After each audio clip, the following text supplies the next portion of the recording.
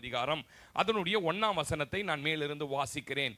இஸ்ரவேலை ஆசீர்வதிப்பதே கர்த்தருக்கு பிரியம் என்று பிலேயாம் கண்டபோது அவன் முந்தி செய்து வந்தது போல நிமித்தம் பார்க்காம போகாமல் வனாந்தரத்திற்கு நேராக தன் முகத்தை திருப்பி தன் கண்களை ஏறெடுத்து இஸ்ரவேல் தன் கோத்திரத்தின்படியே பாளையம் இறங்கியிருக்கிறதை பார்த்தான். தேவ ஆவி அவன் மேல் வந்தது.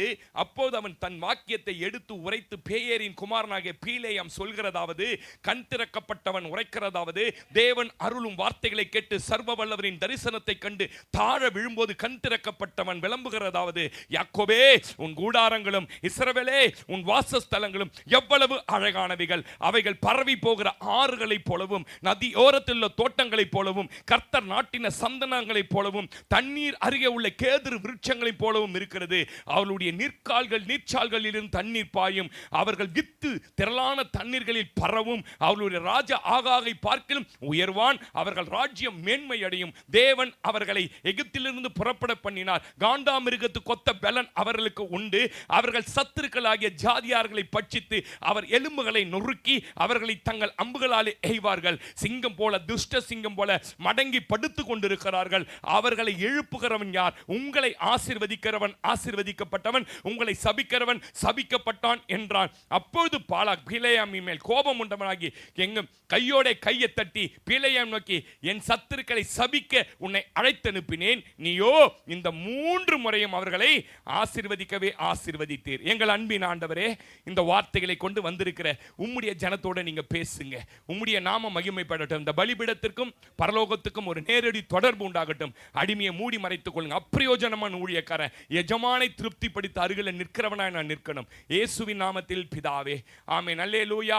தேவனால் தெரிந்து கொள்ளப்பட்டவனுக்கு ஆமென் ஆசீர்வாதங்கள் அவசியம், ஆசீர்வதிக்கப்படுவது அவசியம். ஆமென் சொல்லுங்க. உங்களுக்கு நல்லா தெரியும், ரொம்ப வளர்ந்த விசுவாசி, சோ அதனால நான் விளக்கலாம் விரும்பல.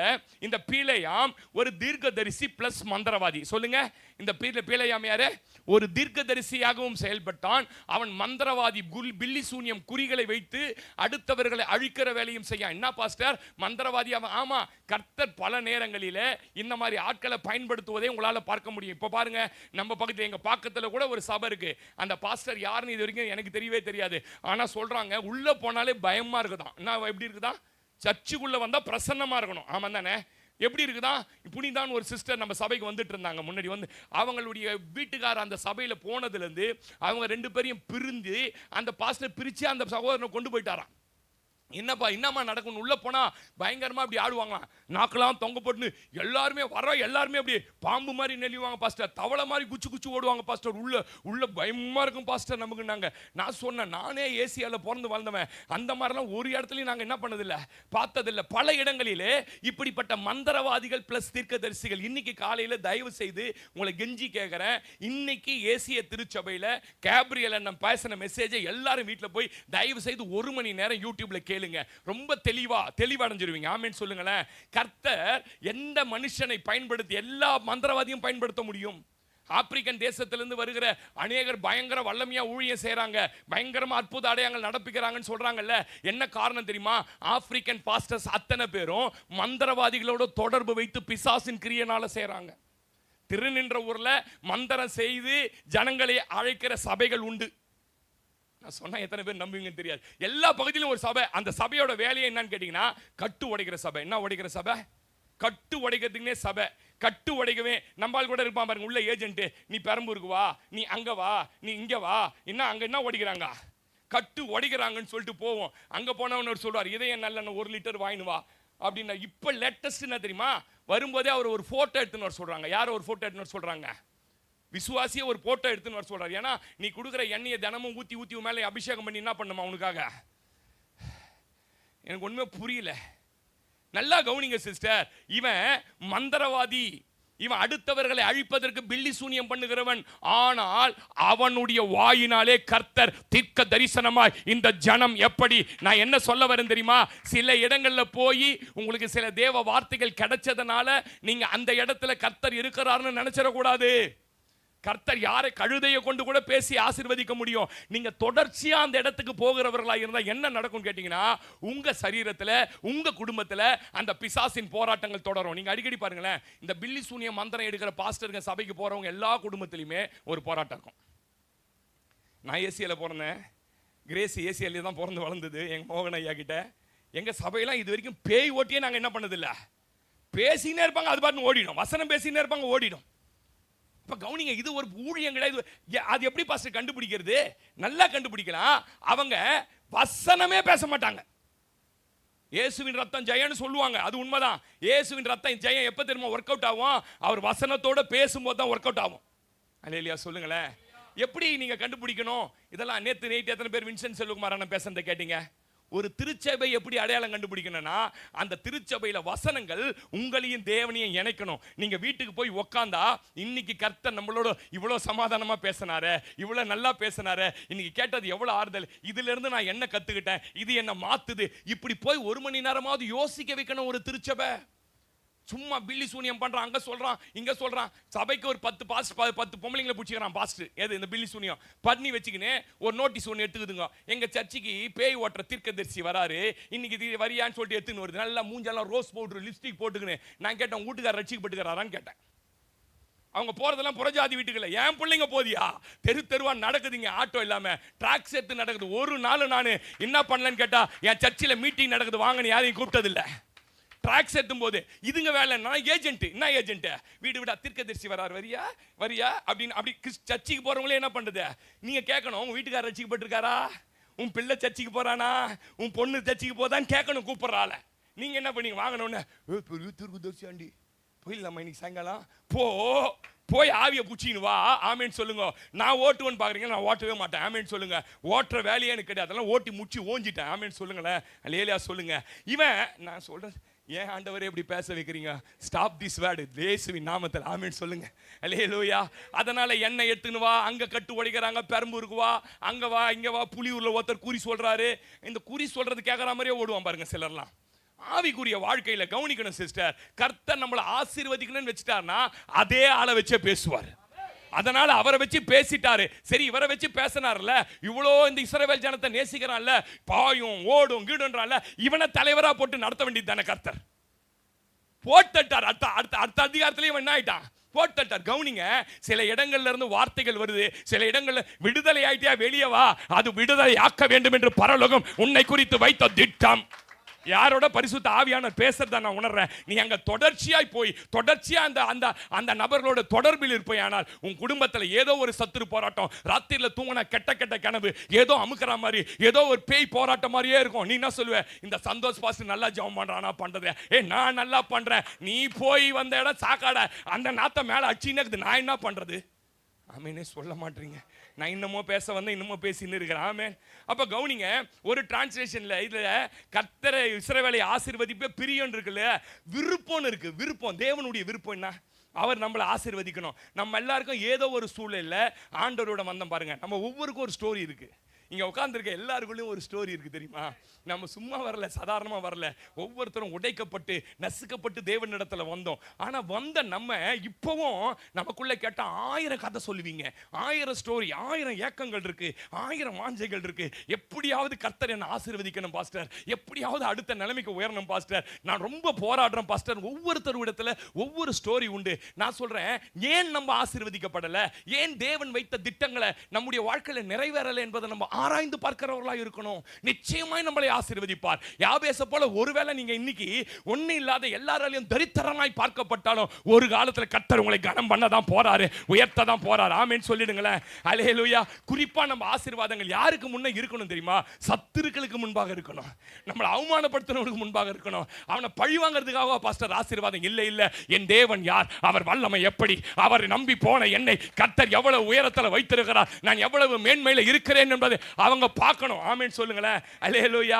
அப்ப ஒவ்வொருக்கும் ஒவ்வொரு விதமான ஆசீர்வாதம் தேவை.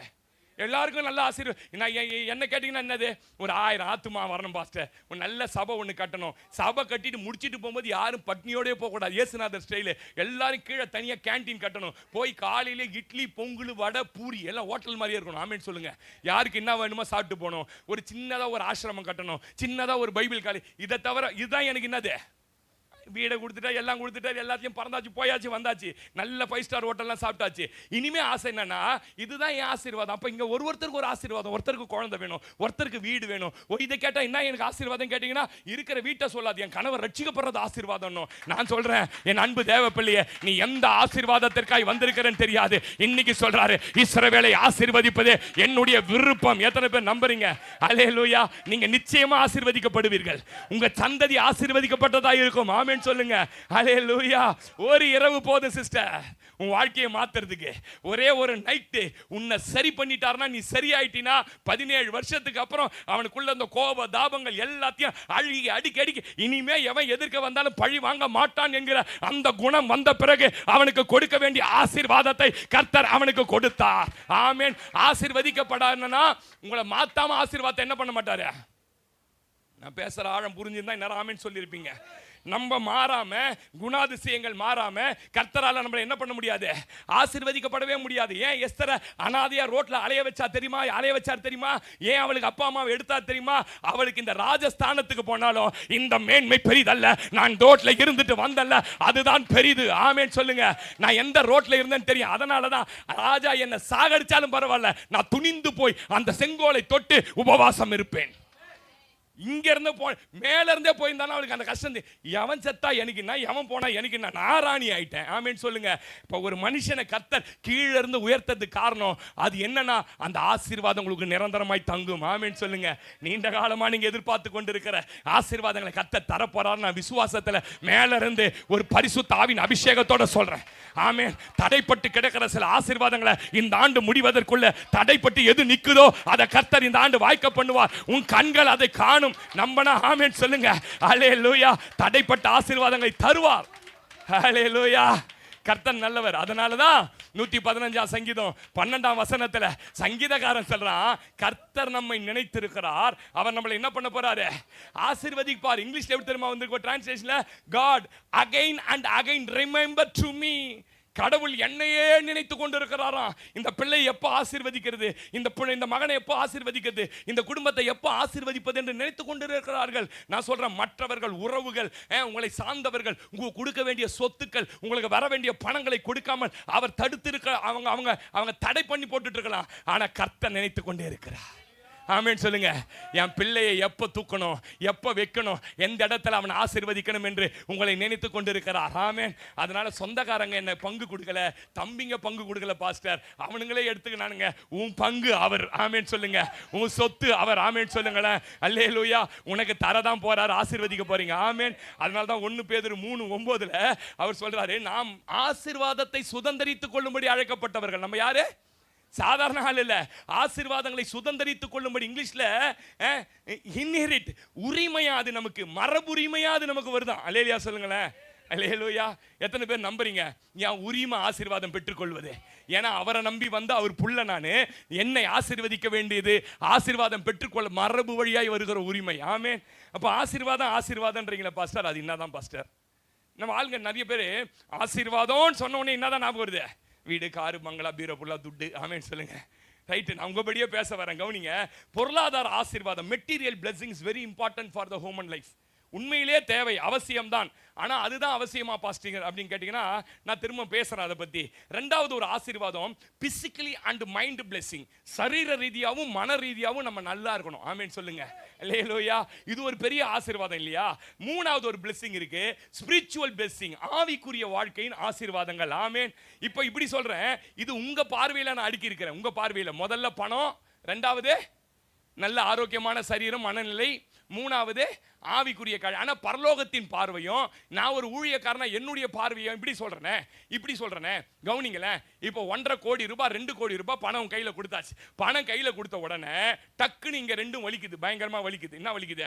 அப்படியே வலிக்குது. ஒண்ணுக்கே வெளில வரமாட்டேங்குது. டாக்டர் கிட்ட போனா 2 கிட்னி ஃபெயிலியர் ஆகி போச்சு சார்ன்றான்.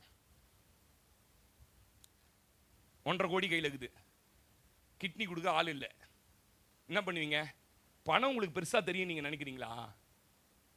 பணம் பெருசா தெரியும் நினைக்கிறீங்களா? பணம் பெருசா தெரியும் நினைக்கிறீங்களா? பணம்லாம் அப்ப குப்பை மாதிரி தெரியும் உங்களுக்கு. ஜெயலலிதா கிட்ட இல்லாத பணமா? தினமலர் பேப்பர்ல மாத்தா அந்த அம்மாவோட சொத்து மதிப்பா 15 நாள் நடுப்பக்கத்துல 2 பக்கம் விரிச்சு போட்டான், எங்கெங்க சொத்து இருக்குதுன்னு. காப்பாற்ற முடியல பணம் இருந்து. அப்ப இன்னைக்கு ஆவிக்குரியவர்களா நீங்க ஆசீர்வாதம் பணம் காசை உடனே நினைக்க கூடாது. நான் வருஷப்படுத்தட்டுமா இந்த ஆசீர்வாதத்தை? முதல்ல ஸ்பிரிச்சுவல் மெட்டீரியல், முதல்ல ஆவிக்குரிய நிலையில என்ன பண்ணணும்? நம்ம ஆசீர்வதிக்கப்பட்டுட்டோம்னா முதிர் வயதிலும் கனிதந்து புஷ்டியும் பசுமையுமா கர்த்தர் என்ன பண்ணுவாரு? வியாதி கிடையாது, பிபி கிடையாது, சுகர் கிடையாது, தலைவலி கிடையாது, வயிற்று வலி கிடையாது, புளியாப்பம் கிடையாது, ஜீரணாவது கிடையாது, எதுவும் கிடையாது, நல்லா இருப்போம். ஆமென் சொல்லுங்க. அது இருந்துட்டு இப்ப பணம் இருந்ததுன்னா எப்படி இருக்கும்? எப்படிமா இருக்கும்? எவ்வளவு ஆசீர்வாதம் இல்ல? முதல்ல ஸ்பிரிச்சுவல். நான் அடிக்கடி சொல்லுவேன், நிறைய பணம் வச்சிருக்கிற ஆனா ஆவிக்குரிய வாழ்க்கையில உனக்கு ஒண்ணுமே ஜீரோவா இருக்கிற. திடீர்னு மணிப்பூரை இப்படி இடிக்கிறாங்க சிஸ்டர், மணிப்பூர்ல கிறிஸ்டின்லாம் ரோட்ல கிடக்குறான், காட்டுல கிடக்குறான், ஒரு ஜெபம் பண்ணுங்க சிஸ்டர் அப்படின்னா அந்த அம்மா பணக்காரி, நல்ல ஆசீர்வதிக்கட்டவனுமா. எனக்கு ஜெபம் பண்ண தெரியாது பாஸ்டர் அப்படின்னா பரலோகம் அந்த அம்மா எப்படி பார்க்கணும்னு நினைக்கிறீங்க? பிச்சைக்காரங்களை விட கேவலமா பார்க்கும். சிஸ்டர் நீங்க எப்படி ஆசீர்வதிக்கப்பட்டீங்க? நிறைய கிறிஸ்டின்ஸ் புறஜாதி வந்திருக்கிறாங்க, நீங்க ஒரு சாட்சி சொல்லுங்களேன் உங்க வாழ்க்கை பத்தி. சாட்சியில என்ன சொல்ல அப்படின்னா நீ யாருன்னு கேட்டீங்கன்னா பரலோகத்தின் பார்வையில இந்த கொடிய தரித்திரத்தில் சொல்றாங்களே மக்கதோனியா சபை, அதை விட கீழா இருக்கிறாள். அதே உங்கையில ஒண்ணுமே இல்ல சிஸ்டர், நீங்க ஜெபம் பண்ணுங்களேன், மணிப்பூருக்காக ஜெபிக்குது ஆண்டவரே உன் சத்துருக்களை ஒப்பு கொடுப்பேன்னு சொன்னீங்களப்பா. ஓ எவ்வளவு ஒடுக்கினார்களோ அவ்வளவு ஜெபத்தை இது நிறுத்துமான்னு நம்ம 3 வாட்டி என்ன பண்ணணும்? ஆமேன் போடணும். அரை மணி நேரம். நான் சொல்றேன், அவங்கள பரலோகம் எப்படி பார்க்க தெரியுமா? பெரிய பணக்காரி, ஐஸ்வர்யம் நிறைந்தவ. கையை தட்டி சொல்ல, மகளே இன்னைக்கு நீ ஒண்ணு இல்லைன்னு மற்றவங்க என்ன பார்க்கறாங்கன்னு நினைக்கிற, ஆனா உன்னை பரலோகம் எப்படி தெரியுமா பார்க்குது? ஐஸ்வர்ய வாட்டியாய், ஐஸ்வர்யவானாய் பார்க்கிறது நீதான். ஆமேன் சொல்லிடுங்க. அல்லேலூயா. அப்ப உலக பார்வை ஆவிக்குரிய பார்வையும் தலைகீழ். உலக ஆசீர்வாதம் பெற்றவங்களா நீங்க ஆவிக்குரிய வாழ்க்கையில ஒண்ணுமே எல்லாம் போயிடுவாங்க. நான் போன வாரம் ஒரு பட்டிமன்றம் வைக்கலாம் நினைச்சேன். என்ன பட்டிமன்றம் தெரியுமா? மனிதனை ஆவிக்குரிய வாழ்க்கையில வீழ்த்தியது ஆசீர்வாதமா தரித்திரமா அப்படின்னு பேசலாம்னு இருந்தேன். தரித்திரத்துல நம்ம எல்லாம் எங்க தெரியுமா இருந்தோம்? ஏசப்பா கிட்ட இருந்தோம். ஆசீர்வாதத்துல எங்க தெரியுமா போயிட்டோம்? ஏசப்பா விட்டு தூரமா போயிட்டோம். இதை நீங்க ஏத்துக்கினாலும் இதுதான் சத்தியம். அல்லேலூயா சொல்லுங்களேன். அல்லேலூயா. அப்ப இன்னைக்கு நீங்க எப்படி இருக்கணும்? உங்களோட ஸ்பிரிச்சுவல் லைன் எப்படி இருக்கணும்? எப்படி இருந்தா நீங்க ஆசீர்வதிக்கப்படுவீங்கன்றது தான் பேச போறேன். எனக்கு நேரம் இல்ல. உபாகமம் 7:11-15 வாசிங்க. அங்க ரொம்ப ஹார்டரா லைன் பண்ணியிருக்காரு பாருங்க. ஆண்டவர் உங்களை எப்படி ஆசீர்வதிக்கணும்ன்றதை விரும்புறாரு பாருங்க. 7:11 இருந்து வாசிங்கம்மா. உபாகமம் 7:11. என்னம்மா? ஆகையால் நீ செய்யும்படி, இண்டிவிஜுவலா சொல்றாரு பாருங்க, நீ செய்யும்படி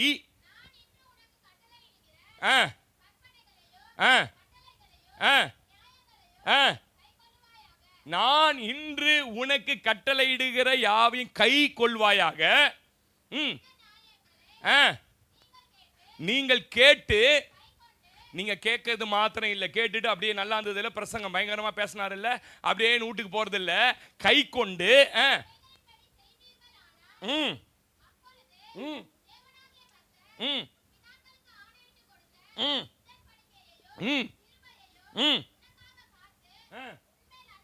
உன்மேல் அன்பு வைத்து உனக்கு கொடுப்பேன்னு சொன்னார் பார். வாக்குத்தத்தம், பிராமிஸ் கார்டு எடுத்த பார். 1ஆம் தேதி உனக்கு தனிப்பட்ட முறையில் சொன்னார் பாருங்க. உனக்கு கொடுப்பேன் என்று சொன்ன, உன் பிதாக்களுக்கு ஆணையிட்டு கொடுத்த, பெருக பண்ணி உன் கர்ப்பத்தின் கனியையும் உன் கிணத்தின் கனிகளையும் தானியத்தையும் உன் திராட்சை ரசத்தையும் உன் எண்ணெயையும் உன் மாடுகளின் பலனையும் உன் ஆட்டு மந்தைகளையும் ஆசீர்வதிப்பார். சகல ஜனங்களை பார்க்கிலும் நீ ஆசீர்வதிக்கப்பட்டிருப்பாய். உங்களுக்குள்ளும் உங்க மிருஜீவனுக்குள்ளும் ஆணாகிலும் பெண்ணாகிலும் மலடு இருப்பதில்லை.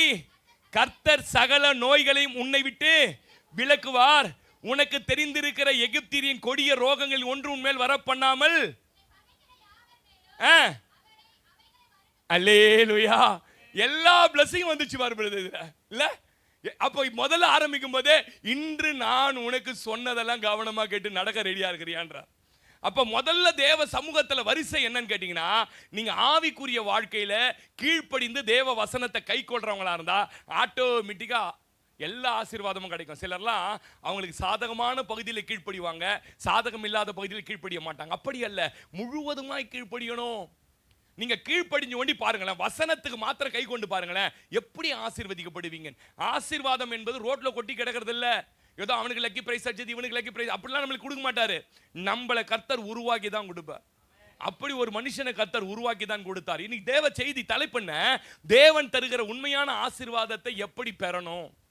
அப்படி ஒண்ணுமே இல்லாம வெறுங்கையாய் போன ஒரு மனுஷனை கர்த்தர் 2 பரிவாரங்கள் உடையவனாய் மாற்றினார். பரிவாரம்னா எத்தனை பேருக்கு தெரியும்? பரிவாரம்னா என்ன? யாரா சொல்லுங்க. பரிவாரம்னா என்ன சிஸ்டர்? சமாதானமா சொல்லு. நீ தான் நிறைய கான்ஃபரன்ஸ், நான் கூட கலந்துக்கலாமா அவ்வளோ கான்ஃபரன்ஸ் எல்லாம். நான் இது வரைக்கும் ஒரு கான்ஃபரன்ஸ் போனதில்லை, அந்த அம்மா இது வரைக்கும் 100கணக்கான கான்ஃபரன்ஸ். கவனிங்க, பரிவாரம்னா என்ன சார் பாஸ்டர்?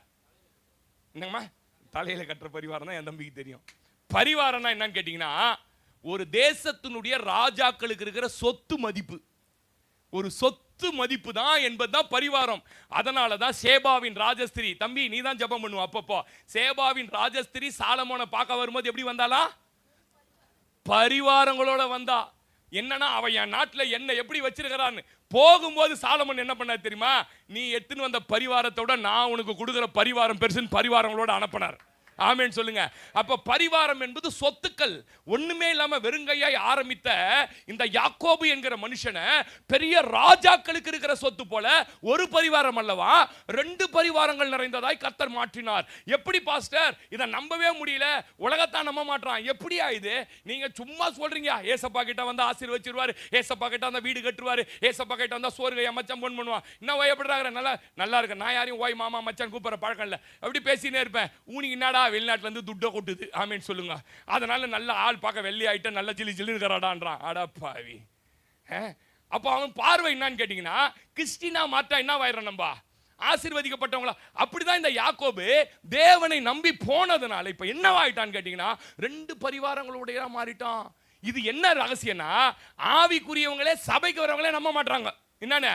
நான் நல்லா இருப்பேன், நான் ஆசீர்வாதமா மாறுவேன், நான் சும்மா இந்த பாஸ்டர் நான் இந்த சபைக்கு வந்து 3 வருஷம் ஆச்சுங்க, இதே தான் சொல்றாரு. வீடு கட்ட போறான்றாரு, உன் உடம்பு சரியாயிடுன்றாரு, அதாயிடுன்றாரு, இதாயிடும். ஒண்ணுமே நடக்க மாட்டேங்குது. உனக்கு நடக்கவே நடக்காதுன்னு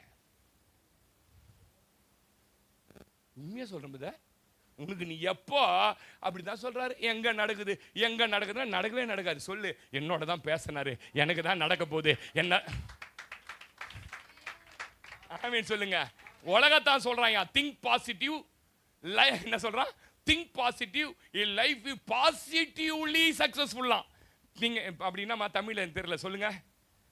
நீங்க எதை யோசிக்கணுமா? ஆனா ஆவிக்குரியவங்க என்ன, அது எப்படி யாக்கோபு ஆசீர்வதிச்சாரு, சும்மா போட்டு வச்சுக்கிறாங்களா 2 பரிவாரம் 2 சொத்து நீட்டு தெரியலையே நம்மளுக்கு. நம்ம படிக்கும் போதே எதிர்மறையா யோசிக்கிறாங்களாங்குது பைபிள்ல, தெரியுமா உங்களுக்கு? சொல்லுங்க ஆமென் சொல்லுங்க. அல்லேலூயா. அப்ப இந்த மனுஷனை பற்றி தான் நான் உங்ககிட்ட பேச போறேன். இவன் பாருங்க, திடீர்னு அவன் வீட்டில் ஏற்பட்ட பிரச்சனையில தனியா அனாதையா ரோட்ல நின்னுட்டான் இந்த மனுஷன். எங்க போறதுன்னு தெரியாதப்ப கர்த்தர் வழிகாட்டி அந்த மனுஷனை கொண்டு போய் ஒரு மாமா வீட்டில் விடுறார். அந்த மாமா வீட்டில் விடுற 17 வருஷ காலம் அவன் ஒரு கூலிக்காரனாவே இருக்கிறான் சிஸ்டர். இதுல என்ன பியூட்டினா, ஒவ்வொரு முறை ஒரு குழந்தை பிறக்கும் போதும் மாமா பார்த்து, ஐயோ எனக்கு ஒரு பேரன் பிறந்திருக்கிறான், என் பொண்ணுக்கு ஒரு குழந்தை பத்துது, என் மாப்பிள்ளை இந்த சம்பளத்தை வச்சு நீ என்ன பண்ணுவான், மாப்பிள்ளைக்கு இந்த மாசத்துல இருந்து என்ன சம்பளம் எவ்வளோ 500 ரூபாய் எக்ஸ்ட்ரா கொடுப்பான்னு பார்த்தா 500 ரூபாய் குறைக்கிறான். குறைச்சி 12வது புள்ள பிறக்கும் போது பாத்தீங்கன்னா 12வது முறையா சம்பளத்தை குறைக்கிறான். பாருங்க எப்படி இருந்திருக்கும் நினைக்கிறீங்க? ஒரு நாள் பூரா வேலை செய்றீங்க பிரதர், கடுமையா உழைக்கிறீங்க பிரதர், உங்களுக்கு கொடுக்க வேண்டிய சம்பளத்துக்கு பதில் ஒரு 300 ரூபாய் கம்மி பண்ணி கொடுத்து அனுப்புறாங்கன்னு வச்சுக்கோங்களேன். அந்த வீடு போறவங்கள சந்தோஷமா வாங்குவீங்களா? யாக்கோபு வயிறு எரியறானா, ஏன் ஆண்டவரே எனக்கு இந்த நிலைமை, ஏன் என்னை இப்படி இந்த மனுஷன் போட்டு பாடா படுத்துறாரு, நான் என்ன தவறு செய்தேன்? ஆண்டவர் அவன் இருதயத்தின் அங்கலாய்ப்பை பார்த்த உடனே அன்னைக்கு ராத்திரி ஒரு சொப்பனத்தில் பேசுறார். யாக்கோபே, நீ கடைசி வரைக்கும் கூலிக்காரனா இருக்கணும், கடைசி வங்க இருக்கணும் என்னுடைய திட்டம் இல்லை, நீ மாறிட்டினா உன்னை நான் ஆசீர்வச்சிருவேன், நீ மாறிட்டினா உன்னை ஆசீர்வதிச்சிருவேன்னு சொல்லி அன்னைக்கு ராத்திரி ஒரு சொப்பனத்தில் பேசுகிறார்.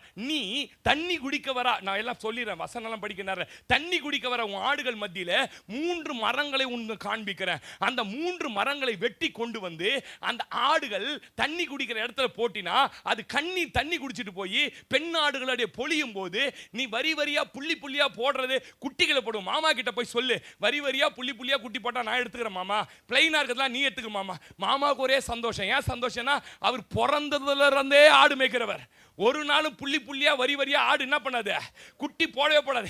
ஆட ஒரு லூசு பையன் வந்து என்ன பண்ணிட்டான், நம்மளுக்கு மாப்பிள்ளையா கஷ்டம், நீ சாவர வரைக்கும் அடிமை தான் நினைச்சுக்கினேன். சரி மாப்பிள்ளை என்ன இருப்பாருங்க, போடுற அத்தனை குட்டிகளும் புள்ளிகளும் வரிகள். அல்லேலூயா. சிஸ்டர் இங்க ஒரு ரகசியத்தை அடக்கி வச்சிருக்கா சிஸ்டர். கடந்த 3 நாளா மண்டையை போட்டு பிச்சுக்குன்னு, கொஞ்சம் ஆழமா இருக்கும் ஆனா புரிஞ்சுக்கங்க, பிச்சுக்கணும். நான் எப்படி இந்த மனுஷனோட வாழ்க்கையில ஆடு புள்ளி புள்ளியா குட்டி போடுது, என்னெல்லாம் கிடைச்சிச்சாம் பாருங்க. வாசிங்க சிஸ்டர், 43ஆம் வசனம் வாசிங்க. 43 30 43 வாசிங்க. இவ்விதமாய் அந்த புருஷன் மிகவும் விருத்தி அடைந்து திரளான ஆடுகளும், ஏமா போட்டது ஆட்டு குட்டிமா, இப்ப யார் வந்துட்டா, வேலைக்காரி வந்துட்டா. அப்புறம் சிஸ்டர், வேலைக்காரரும் ஒட்டகம் கழுதைகளும் உடையவனாய், படிங்க தொடர்ந்து. இவ்விதமாய் அந்த புருஷன் விருத்தி அடைந்தான். எங்க இருக்குது, மேலே இருக்குதா, படிமா. இவ்விதமாய், அப்பா போட்டது ஆட்டு குட்டிங்கப்பா, வந்தது ஒட்டகம், வந்தது வேலைக்காரன், வந்தது வேலைக்காரி. நான் என்ன தெரியுமா ரகசியம் சொல்றேன், கர்த்தர் உன்னை ஆசீர்வதிக்க ஆரம்பிச்சிட்டார்னா நீ எதெல்லாம் எதிர்பார்த்தாயோ, உனக்கு எதெல்லாம் தேவையோ அதெல்லாம் ஆட்டோமேட்டிக். ஆமென் சொல்லுங்க. அல்லேலூயா. இப்போ ஆண்டவர் பேசுறாரு. ஆண்டவர், நீ 3 மரத்தை போய் வெட்டின்னு வரணும். என்ன மரம்? பைபிள் எவ்வளவு மரம் இருக்குன்னு தெரியுமா உங்களுக்கு? கிட்டத்தட்ட 1500 மரங்களை சொல்லி இருக்குது. ஆனா 1500 மரங்களுக்கு மேல சொல்லப்பட்ட இந்த வேத புத்தகத்துல இந்த 3 மரங்களை மாத்திரம் ஏன் கர்த்தர் காண்பித்து கொடுத்தார்? இந்த 3 மரங்களை சொப்பனத்தில் காட்டின உடனே நான் எப்படி மாற வேண்டும் என்று ஆண்டவர் விரும்புகிறார் என்று யாக்கோபு நிர்மாணம் பண்ணிட்டு இருப்பார். தீர்மானம் என்ன, கர்த்தர் வந்து இந்த நிலைமையிலேயே, இந்த தரித்திரத்திலேயே, இந்த போராட்டத்திலே இருக்க விரும்பல. கர்த்தர் அடுத்த நிலைக்கு கொண்டு போக விரும்புகிறார். இந்த மரத்தின் மூலமாக கர்த்தர் பாடம் எடுக்கிறார். ஆமென் சொல்லுங்களேன். உங்களுக்கு தெரியுமா, நமக்கும் மரத்துக்கும் ரொம்ப சம்பந்தம் இருக்குது. எங்க சாந்தி அக்கான்னு ஒரு அக்கா காஞ்சிபுரத்தில் இருக்காங்க. எங்க பெரிய மாமா பொண்ணு, அவங்க என்ன ரொம்ப நேசிச்சவங்க. அவங்க நல்ல குடும்பம், நல்லா இருந்தாங்க பாருங்க. திடீர்னு பார்த்தா அவங்க மேல சாமி வந்து ஆட ஆரம்பிச்சு சாமி சொல்றவங்களா மாட்டாங்க. என்ன சொல்றவங்களா மாட்டாங்க, எங்கன்னா டகடகன்னு அடிச்சாங்கன்னா உடனே ஆடி சொல்லுவாங்க. ஒரு அம்மா, எங்க அம்மா கூட அவங்க மேல வந்துட்டாங்களா. நான் சந்திரா வந்துக்கிறாங்களா. நான் கேட்டேன், எக்கா 22 வருஷம் கழிச்சு என்ன பெத்தாங்க, 10 வயசுல என்ன விட்டு செத்துட்டாங்க, என்கிட்ட வராது எங்க அம்மா, உங்ககிட்ட ஏங்கா வந்தாங்கன்னு கேட்டேன். வந்திருந்தா நியாயமா எங்க அம்மா எங்க வந்திருக்கணும் அப்படின்ட்டு கம்முறா, எப்ப பாரு கிண்டல், நீ சாமியை கிண்டல் பண்ணாதரான்ச்சு. நான் சொன்னேன், எப்படிக்கா உனக்கு இந்த சாமி வந்தது? அந்த சாமி அது இறக்கணும்னா அவங்க வீட்டுக்கார ஹார்ட் அட்டாக்ல செத்துட்டார். நல்ல பட்டு புடவை தைக்கிற இது அதை வச்சிருக்கிறவங்க வீட்டில் நெய் காஞ்சிபுரத்தில் நெய்கிறவங்க செத்துட்டார். அந்த சாமி வந்த உடனே என்ன ஆயிட்டாரு, செத்துட்டார். கவுனிங்களா நான் சொல்றத. நான் கேட்டேன், எப்படிக்கா உனக்கு இந்த சாமி வந்துச்சுன்னு கேட்டேன். சொல்றாங்க, ஒரு நாள் படுத்து தூங்கி இருந்தாங்களா கனவுல. தூங்கி இருந்தா கனவுல ஒரு பெரிய வேப்ப மரம் வந்துதான். வேப்ப மரம் அப்படியே இவங்களை பார்த்து நேராக அவங்க கிட்ட வந்துனே இருந்துதான். வர வர வர சின்னதாக இவங்க வாயை தரேன்னுச்சான் பாருங்க. வாயை திறந்தோன்னா அந்த வேப்ப மரம் உள்ள போயிடுச்சான். அவங்க சொன்னதை சொல்றேன். உள்ள அது போனதுலேருந்து ஆத்தா எனக்குள்ள என்ன பண்ணிட்டா, வந்ததுலேருந்து நான் சாமியா மாற்றேன்டான்னுச்சு. அடப்பாவீங்களா. இன்னொரு பொண்ணு, எங்க சொந்தக்கார பொண்ணு, அரச மரமா சுத்துது, கல்யாணம் குழந்தை பிறக்கல. நான் சொன்னேன், அரச மரம் ஏன் சுத்தரன்னு கேட்டா அது சொல்லிச்சு, நான் ஒரு நாள் தூங்கி நிற்கும்போது கனவுல கடவுள் எனக்கு அரச மரம் காட்டினாரு, இதை சுத்தனா நான் உனக்கு குழந்தை குத்துருவேன்னார்.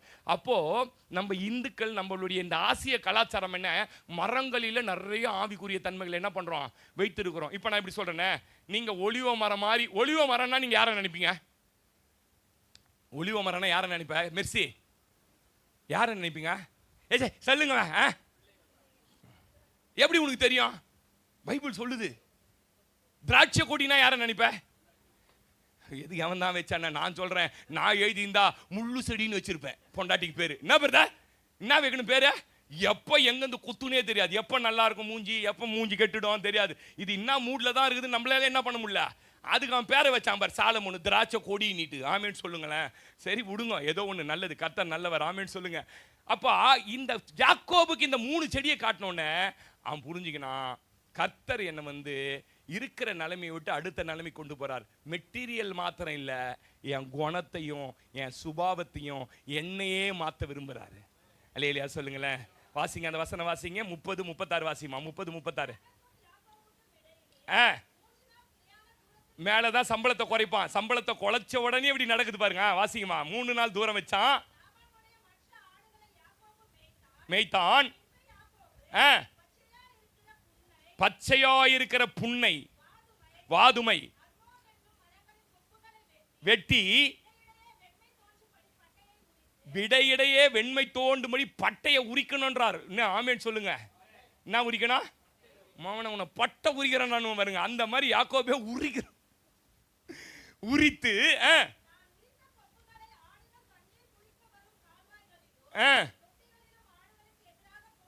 போட்டு வைப்பான்.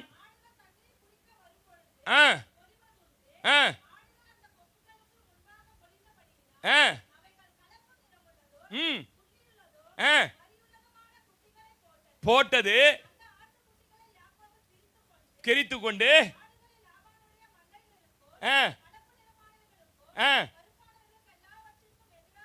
நிறுத்தினான்.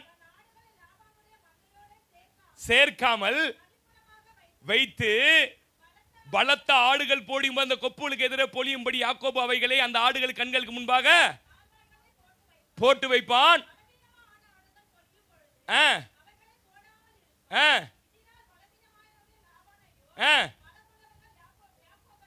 சேர்ந்தன. இவ்விதமாய் அந்த புருஷன் எப்படி சிஸ்டர் விருத்தி அடைஞ்சிட்டான்? பிரதர், நீ செய்யற தொழில் கவுனி. பிரதர், நீங்க செய்யற வேலையில உங்களுக்கு ஒரு தரிசன கண்களோட செயல்படணும். சும்மா ஏதோ ஒரு வேலை ஏதோ ஒண்ணு இல்ல. உனக்கு கர்த்தர் உன்னை விருத்தி அடைய பண்ணனா உன்னோட பேசுவா. நீ இத்தனை வருஷம் ஆடு மேய்த்தது போல, இத்தனை வருஷம் ஆட்டை பராமரித்தது போல இல்ல. இனிமே நீ எப்படி தொழில் செய்யணும், நீ எப்படி மாறணும். நான் சொல்றேன், வெளிப்பாடோட தொழில் செய்கிறவர்கள், வெளிப்பாடோட வேலை செய்கிறவர்கள் கர்த்தரால் நிச்சயம் ஆசீர்வதிக்கப்படுவது உண்மை. ஆமென் சொல்லுங்களேன். இது நான் செய்ய வேண்டிய வேலையான்னு கேட்கணும். ஏதோ ஒன்று கட்சிது. சிலர்லாம் இருக்கிறான் பாருங்க, எது செஞ்சாலும் 3 மாசம் தான் செய்வான். தெரியுமா உங்களுக்கு? இதை வாங்கி கொடுவான், 3 மாசத்துக்கு அப்புறம் அதை பூட்டி போட்டு போடுவான். இது ஒரு ஆவி இருக்குது சிலர் மேல. வேலைக்கு போனா எத்தனை மாசம் தான் போவான்? 3 months ஒன்லி ஒரு இடத்துல வேலைக்கு. என்ன பிரதர் ரைட்டா இருந்தா என்ன சொல்றது? அவன் 3 மாசத்துக்கு மேல எங்கேயும் என்ன பண்ண மாட்டான். அதுக்கு லட்சக்கணக்கில் இவருக்கு முதலீடு பண்ணி கொடுக்கணும். இங்க இவன் முகாந்தரமா வாழ்ச்சான் பிரதர், ஒன்னும் இல்லாம வாழ்ச்சான் பிரதர். பாவம் யாருக்கோ வாழ்ச்சான் பிரதர். ராத்திரி பகல் அவன் சொல்றான், ஐயோ பனி மழை என்ன பட்சித்தது, வெயில் பட்சித்தது, இவ்விதமா பாடுபடுறேனே. யாக்கோபே, நீ ரொம்ப நல்லவன்டா, எனக்கு தெரியும். நீ உண்மையா வேலை செய்யற, உண்மையா உழைக்கிற, கடுமையா குடும்ப மனைவி பிள்ளைக்காக போராடுற. ஆனா வாழ்க்கையில எந்த முன்னேற்றமும் இல்லாம, உனக்கு பணம் பத்தாம நீ இன்றைக்கு இவ்வளவு பிரச்சனை இருக்கிறிய. என்னால தாங்க முடியல. நான் கொடுக்கிற வெளிப்பாடுகளோட நீ செய்வாயானால் அந்த வேலையில உன்னை மிகவும் விருத்தி அடைய பண்ணி சொல்ல மாட்டீங்க. ஆமே, அல்லேலூயா, அல்லேலூயா. புன்னை வாதுமை அர்மோன் என்கிற மரத்தை நீ தேடி முதல்ல போப்பா. அப்படின்னா காட்டுக்கு அந்த மரத்தை தேடி போயிருப்பான். நான் நம்புறேன் வெட்டுறதுக்கு. போன உடனே அங்க என்னன்றதை புரிஞ்சுக்கணும். கவனிங்க, இந்த பைபிள் இருக்குல்ல, இந்த பைபிள் முழுவதும் ஓமைகளாலே எழுதப்பட்டிருக்கு. அதனால தான் பைபிள் யாருக்கு என்ன பண்ணாது, புரியவே புரியாது. நீங்களாம் பைபிள் படிச்சீங்கன்னா உங்களுக்கு புரியாது. ஏன்னா இது எப்படி எழுதியிருக்காரு? 72:2 சொல்றாரு. வாசிங்க 72:2. நேரானாலும் பரவாயில்ல, அடுத்த வாரம் இந்த செய்தியை தொடறேன். 72:2 வாசிங்க. உங்களுக்கு கொஞ்சம் விளக்கமா இன்னைக்கு பேசணும். 72 சங்கீதம் 78:2. 78 பிரதர், சாரி. என் வாயை எப்படி உவமைகளால் நிரப்புவேன், பூர்வ காலத்தில் நான் மறைத்து வைத்திருக்கிற மறைபொருள்களை வெளிப்படுத்துவேன். இந்த பைபிள் முழுக்க எப்படிதான் இருக்குது? ஓமைகளால் நிறைஞ்சிருக்க. கவனிங்க, நீங்க பைபிள் படிக்கிறதுக்கும் நாங்க பைபிள் படிக்கிறதுக்கும் ரொம்ப வித்தியாசம் இருக்கும். நீங்க பைபிள் படித்தீங்கன்னா அப்படியே லிட்டரலா படிப்பீங்க. நாங்க லிட்டரலா படிக்க மாட்டோம், ஸ்பிரிச்சுவலா படிப்போம். இப்போ கல்லு கல்லு கல்லுன்னு வருது இல்ல பைபிள்ல, கல்லுன்னு வரதெல்லாம் நீங்க என்ன படிப்பீங்க? கல்லுனே படிப்பீங்க. நாங்க எப்படி தரமா? கல்லுனாலே நியாயப்பிரமாணம், கல்லுனாலே கற்பலைகள் ஏது, கல்லுனால அந்த கண்ணோட்டத்தில் நீங்க பைபிள் படிக்கணும். அதனால தான் இயேசு முத அற்புதத்தை எங்க செஞ்சாரு? ஏன் கானா வீட்டு கல்யாண வீட்டில் வந்து செஞ்சாரு? சொல்லுங்க யாராவது. அங்க கல்லுல செய்யப்பட்ட ஜாடி இருந்தது. இந்த நியாயப்பிரமாணம் என்கிற கல் இந்த மனிதர்களை ஒன்றுமில்லாத எம்டியா மாத்திடுச்சு. அதுல என் வசனம் என்கிற தண்ணீரை உள்ளே ஊற்றி வெளியே வருகிறது. நான் புதிய உடன்படிக்கை செய்கிற திராட்சரசத்தை கொண்டு வருவேன். ஆமென் சொல்லுங்க. இந்த நியாயப்பிரமாணம் என்கிற கல் மனிதர்களை மரித்து போனவர்களை குகைக்குள்ள வைத்து விட்டது. இந்த கல்லை நான் அகற்றி என்னுடைய உடன்படிக்கையின் ரத்தத்தை கொடுத்து மீட்பேன். இந்த கோணத்தில் பைபிள் படிக்கணும். பைபிள் எப்படி படிக்கணும்? நீ ராத்திரி 1 மணி வரைக்கும் படிச்சா கூட ஒண்ணுமே புரியாது. தூக்கம் தான் வரும் உனக்கு, சொக்கி சொக்கி விழுவே. காலையில் இருந்தா நீ என்ன படிச்சன்றதே ஞாபகம் என்ன பண்ணாது, அப்படி படிக்கக்கூடாது. 2 அதிகாரம் படிச்சாலும் இது என்ன சொல்ல வராரு, இது என்ன சொல்ல வராரு. புராணம் என்னது? புராணம் என்னம்மா? எப்படி கண்டுபிடிச்சிங்க? பயங்கர வெளிப்பாடு உள்ள சபை என் சபை. அந்த மாதிரி தான் ஒன்னுத்தையும் ஆராய்ஞ்சு படிக்கணும். என்னன்னா என்ன, அதுனா என்ன. ஏன் இது நமக்கு புரிய மாட்டேங்குது பாஸ்டர்? ஏன் இந்த பைபிள் புரியவே இல்லை? படிச்சா 2வது அதிகாரத்தில் கொட்டாய் வந்து 3வது அதிகாரத்தில் என்ன பண்ணிடுறோம்? மூடி வச்சிடறோம். பேய் ஓட்டுறதுக்கும் எங்கன்னா ஆஸ்பத்திரிக்கு போனால் சேர்ந்தா பெட்டில் தலைமாட்டில் வச்சு சோத்திர பலி வச்சு படுத்துக்கிறதுக்கு இதை வச்சுருக்கிறோம் பாஸ்டர். ஒன்றுமே புரியலன்னு கேட்டா இது யாருக்கு புரியாதான்? நல்ல ஞானம் அறிவு புத்தி இருக்குதே இவனுக்கெல்லாம் என்னது? தானுங்கிற அகங்காரங்குத இவனுக்கெல்லாம். லூக்கா 24 வாசிங்க. லூக்கா 10:21 வாசிப்பா. 10:21 வாசி. டக்கு டக்குன்னு வாசிப்பா. லூக்கா 10:21. அந்த வேளையில் இயேசு ஆவியிலே களி கூர்ந்து, பிதாவே, வானத்துக்கும் பூமிக்கும் ஆண்டவரே, இவைகளை நீர் ஞானிகளுக்கும் கல்விமான்களுக்கும் வெளிப்படுத்தாமல் மறைத்துட்டீங்க. எம்பர் கவனிங்க. யாருக்கு புரியாதான் டானி? நான் ஞானி, எண்ணத்திலே ஞானியா இருக்கிற எவனையும் கர்த்தர் மதிக்க மாட்டார்னு போட்டு வச்சுக்குது. எனக்கு எல்லாம் தெரியணுமா? பாத்துக்கிறீங்களா? சிலர்லாம் தம்பி தெரியுமா, எனக்கு எல்லாம் தெரியணுமா, ஒண்ணுமே தெரியாதுன்னு நினைச்சிங்க அப்படி சொல்றால. சிலர்லாம் இந்த முந்திரி கோட்டை மாதிரியே வேலை செய்வான். எனக்கு எல்லாம் தெரியும், நான் செஞ்சிடறேன், நான் செஞ்சு அவஸ்தைப்பட்டுன்னு இருப்பான். பாத்துக்கிறீங்களா? கர்த்தர்கிட்ட கேட்க மாட்டான், கர்த்தர் உத்தரவு கேட்க மாட்டான். எல்லாம் தெரிஞ்ச ஏகாம்பரம். அம்மா முட்டாளு, பொண்டாட்டி முட்டாளு, அப்பா முட்டாளு, எல்லாம் இவருக்கு எல்லாம் என்ன ஆயிடுச்சு? எவனையும் மதிக்க மாட்டார். அந்த மாதிரி ஆளுகளை இந்த பைபிள் என்ன பண்ணாதான்? புரியாது, ஒண்ணுமே தெரியாது. கடைசி வரைக்கும் நீ வெள்ளை எழுத்துல வெள்ளை பேப்பர்ல கருப்பு எழுத்தாவே படிச்சு முடிச்சுட்டு போயிடணும். இங்க சொல்றாரு, வாசி பேர் தொடர்ந்து வாசி. யாருக்கு வெளிப்படுத்தினாரா? பாலகருக்கு வெளிப்படுத்தினபடியால் உம்மை ஸ்தோத்தரிக்கிறேன். என்ன சிஸ்டர் பாலகர்னா இங்கிலீஷ்ல எப்படி வந்திருக்கு தெரியுமா? பேபிஸா. என்னது வந்துச்சு பாரு, பேபிஸ் எல்லாம் கூட்டு வந்துச்சு பாரு அந்த பொண்ணு. இதோட பிரசங்கம் பண்ணாம இருந்தா ஆமென் சொல்லுங்க. பேபிஸ்க்கு வெளிப்படுத்தினாரா. இங்கிலீஷ்ல எப்படி போட்டுக்குதுன்னு கேட்டீங்கன்னா சைல்டு லைக்கா. சைல்டு லைக்னா என்னமா?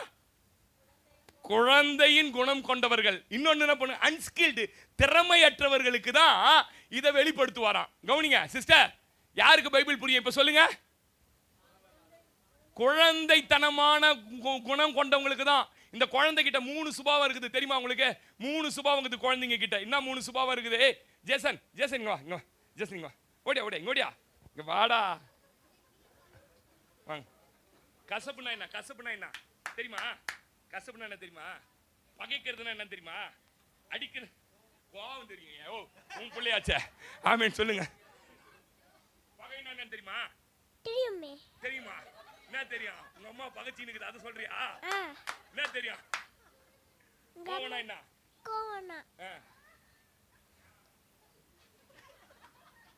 கர்த்தர் நல்ல ஓடு ஒண்ணுமே தெரியல. பாத்தீங்களா? இந்த சைல்டு கிட்ட இருக்கிற ஒரு குணம் சொல்றேன் உங்களுக்கு. பைபிள் பாருங்க, நீங்க எல்லாம் பைபிள் ஸ்காலரா மாறணும். யாராவது ராத்திரில திடீர்னு எழுப்பி கூட கேட்டாங்கன்னு வச்சுக்கோ, இவாஞ்சலின் உங்க வீட்டுக்காரர் வந்துக்கிறார், இப்பதான் புதுசா கிறிஸ்டின்ல, நீ தானே இவாஞ்சலின், இது ரொம்ப கருகளா இருக்குது, நீர் மனுஷனை நினைக்கிறது மனுபுத்தனை விசாரிக்கிறது ஏமாத்தனா, பாஸ்டர் கிட்ட கேட்டு சொல்றேன் அப்படின்னா நீ காலி. ஆமென் சொல்லுங்க. ஏன்னா பாஸ்டருக்கே தெரியாது சிலதெல்லாம். யாருக்கு பாஸ்டர் புரியும்? சைல்டு உல்டு லைக், அவங்களுடைய குணம் கொண்டவங்க. இந்த குழந்தைங்க கிட்ட இருக்கிற 3 குணத்தை சொல்லிட்டு நான் செய்தி உள்ள போறேன். இந்த குழந்தைங்க எப்படிப்பட்டவங்க தெரியுமா? யாருன்னா கரெக்டா சொல்லுங்க, குழந்தைங்களுக்கு என்ன குணம் இருக்குது சொல்லுங்க பாப்போம். கரெக்ட். ஃபர்ஸ்ட் பாயிண்ட், எதை சொன்னாலும் அப்படியே என்ன பண்ணும்? கேட்கும், நம்பும். அதுகிட்ட ஒரு குணம், எதை சொன்னாலும் நம்பும். நம்ம என்ன பண்ண மாட்டான்? அவர் பேசுவார், அவருக்கு என்ன வந்தது? அவர் வந்ததில்ல ஞாயிற்றுக்கிழமை 3 மணி நேரம் வேலை செஞ்சு வீட்டில் உட்காந்துங்கிறாரு. நம்ம கதை நமக்கு தாண்டி தெரியும், வாடி மூடிக்கினே அவர் சொல்லுவார்னு கேட்டுனுங்கிற அப்படின்னு போயினே இருப்போம். இதுதான் நம்ம உள்ளவா. ஏன் நீ நம்ம வெளில பெருமா கோயில் என்ன நினைக்கிற உள்ளவா? ஆமேன்னு சொல்லுங்க. அப்ப கவனிங்க, அது என்ன பண்ணுன்னு கேட்டீங்கன்னா நம்பும், அப்படியே நம்பும். 2வது அப்படியே கீழ்ப்படியும். பாருங்க, உட்காருனா உட்காரும், உட்காருனா உட்காராது. நீங்க என்ன போய் கீழ்ப்படியும். 3வது அதுகிட்ட இருக்கிற சுபாவம் என்னன்னு கேட்டீங்கன்னா யாரையும் பகைக்கவே தெரியாது, அன்பா இருக்கும். கொஞ்ச நேரம் சொப்பு வச்சுன்னு சண்டை போடும், உள்ள வந்து தண்ணி குடிச்சிட்டு போறதுக்குள்ள பார்த்தா 2 என்ன பண்ணின்னு இருக்கான். இந்த 3 குணம் நம்ம கிட்ட இருந்ததுன்னா பைபிள் உனக்கு புரியும். புரியுதாமா?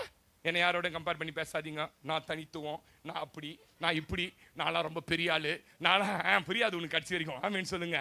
நீ சொல்லு, சைல்டு லைக், நான் யாரு? குழந்தை மாதிரியே இருக்கிறேன். ஆமேன்னு சொல்லுங்க. அல்லேலூயா. அதனால பாலே குடிச்சின்னு இருக்காதீங்க. பவுல் சொன்ன மாதிரி நீங்க எப்படி இருக்கணும்னு கேட்டீங்கன்னா, குழந்தை மனசு, குழந்தை குணம். ஆண்டவர் பார்க்கும்போது உங்களை பாலகரா பார்த்துட்டாருன்னா, புன்னை மரம்னா என்ன, வாதுமை மரம்னா என்ன, எல்லா மரம் என்னன்றத. அதனால தான் கர்த்தருடைய வசனத்தில் என்ன சொல்லுது, ஜோடி இராமல் இராது. எங்க இருக்குது? ஏசாயா 34 நினைக்கிறேன். சரி, இல்ல டைம் இல்ல, 14 நினைக்கிறேன். அதுல இருக்குது ஜோடி இராமல் இராது. அதனால நீங்க தேடி தேடி என்ன பண்ணணும்? நீ ஸ்கூல் புக்கு நல்லா படிக்கிற தம்பி, இதுல நல்லா படிக்கிற, அதெல்லாம் வேலைக்கு ஆகாது. அதெல்லாம் வேலைக்கு. நீ கடுமையா கடைசி வரைக்கும் உழைச்சி என்ன இருக்கணும்? ஆதாம உண்டு பண்றதுக்கு முன்னாடியே அவனுக்கு தேவையான எல்லாவற்றையும் வார்த்தையில உண்டு பண்ணிட்டாரு. ஆமென் சொல்லுங்க.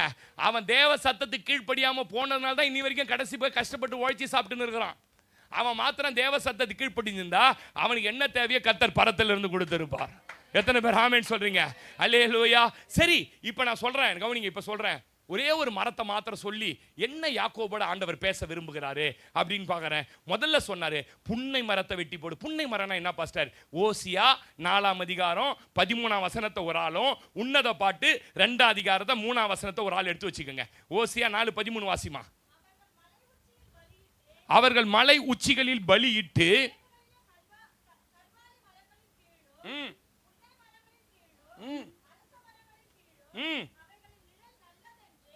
போதும் கிரேசி. இந்த புன்னை மரம் கவனிங்க, போதும். பைபிளை பார்க்காது என்ன பாருங்க, அது கொஞ்சம், அது கான்டெக்ட் கொஞ்சம் வேற. புன்னை மரம் என்னன்னு கேட்டீங்கன்னா, பயங்கரமா நிழல் தருகிற மரம். புன்னை மரத்து அடியில, புங்க மரம் நினைச்சிடாதீங்க, புங்க மரம் நல்ல. புன்னை மரத்து அடியில நீங்க போயிட்டீங்கன்னா 140 டிகிரி வெயில் அடிச்சா கூட வெறும் 13 டிகிரி மட்டும்தான் காட்டுமா. நீங்க வேணா வீட்டில் போய் செக் பண்ணிக்கோங்க, காட்டுமா. நம்ம ஊர்ல இருக்கா பாஸ்டர்? கன்னியாகுமரி நாகர்கோவில் வாட்டத்தில் இந்த புன்னை மரங்கள் அதிகமா இருக்குது. இங்க சென்னையில் கிடையாது புன்னை மரங்கள். இந்த மரத்தினுடைய நிழலுக்கு யாக்கோபு போன உடனே கண்டுபிடிச்சிருப்பான். என்ன கர்த்தர் என்ன பண்ண சொல்றாருன்னா, வாசிங்க இப்போ உன்னத பாட்டு 2-3 வாசி. இப்போ வாசி.